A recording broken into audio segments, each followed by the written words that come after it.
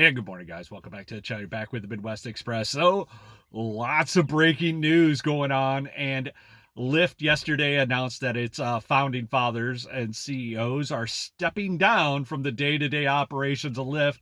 And they have hired a previous Amazon executive to take over the day-to-day operations. And I thought it was very interesting on his statement. He did an interview and he talked a little bit about, Lyft's going to stay in their lane. They have no desire to start delivering food or get into other avenues of delivery. And I don't know if that's going to be a saving grace for Lyft or if that's going to be a dagger for them. We'll see. There is a lot of changes coming to rideshare.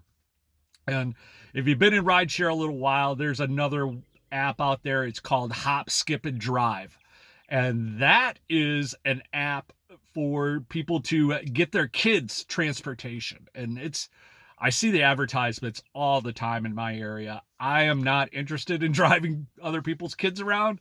Not saying that that would be a bad gig. I'm just saying it's not a gig for me. I think that, if I wanted to do that, I'd probably become a bus driver. So I've never been into that, but then this last week I seen in one of the chat rooms that somebody was talking that it looks like Uber is doing research and looking at different markets of doing just that, starting to allow children to ride in vehicles. Now, it's still the policy that you have to be 18 years of age to ride in an Uber unaccompanied as a minor, but I think that Uber's taken a look at companies like this Hop, Skip, Drive and don't want their lunch to get eaten. So they are starting to do some research on this as well. It's just interesting to me to see all these changes that are kind of going and how everybody's kind of maneuvering and pivoting each way to try to get market share for riders. And people are riding a little bit less than the spring thaw of last year. I think post-pandemic, everybody was so eager to get out. I think people are getting out, but they also understand the surge prices and everything else, so they plan accordingly.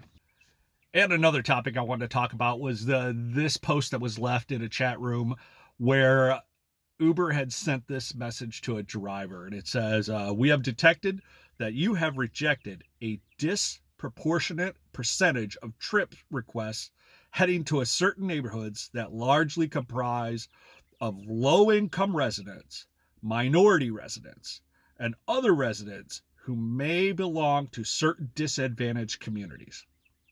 As a reminder, rejecting requests solely to avoid particular neighborhoods due to the characteristics of the people or businesses that are located in those areas is prohibited by state law and violates Uber community guidelines. If we continue to detect a similar patterns of trip rejections, your account may be permanently deactivated. And then if you want to provide additional information and whatnot. Me, myself, I'm an independent contractor.